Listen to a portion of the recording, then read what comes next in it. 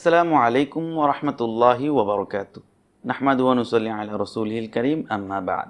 সম্মানিত দর্শক, সহিহ করে পবিত্র কোরআন শেখার অনলাইন কোর্সের আজকের ১৩তম পর্বে আপনাদের সকলকে জানাচ্ছি আন্তরিক মোবারকবাদ ও শুভেচ্ছা।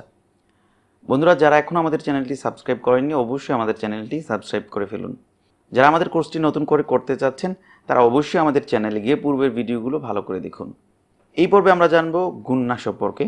গুন্না সম্পর্কে বিস্তারিত জানতে সম্পূর্ণ ভিডিওটি শেষ পর্যন্ত দেখুন। বন্ধুরা, আমরা জানি যে নাকের বাঁশিতে যে গুনগুন করে শব্দ করে পড়ার সময় শব্দ করা হয় তাকে গুন্না বলা হয়। যেমন নুন এবং মিম উচ্চারণ করার সময় নাকের বাঁশি থেকে উচ্চারণ করা হয়। নুন এবং মিম উচ্চারণ করার যে বিভিন্ন নিয়মকানুন রয়েছে তাকেই সাধারণত গুন্না বলা হয়। আমরা জানি যে গুন্না মোট ৩ প্রকার: ওয়াজিব গুন্না, নুন সাকিন ও তানবিনের গুন্না, মিম সাকিনের গুন্না। বন্ধুরা, আজকে আমরা জানব শুধুমাত্র ওয়াজিব গুন্নার বিবরণ। ওয়াজিব গুন্না হরকতের বামে নুনে বা মিমে তাসদিদ থাকলে ওই নুন বা মিমকে এক হরফ গুন্না করে পড়তে হয়। অর্থাৎ নুন অথবা মিম, নুন অথবা মিমের উপর যদি তাসদিদ থাকে তখন ওই নুন এবং মিমকে গুন্না করে পড়তে হয়।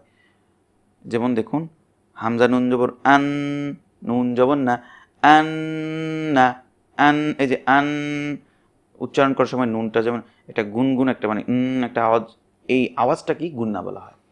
যেমন লাম মিম জবর লাম, মিম আলিফ জবর মা, লাম মা, এটাকেই বলা হয় ওয়াজিব গুন্না।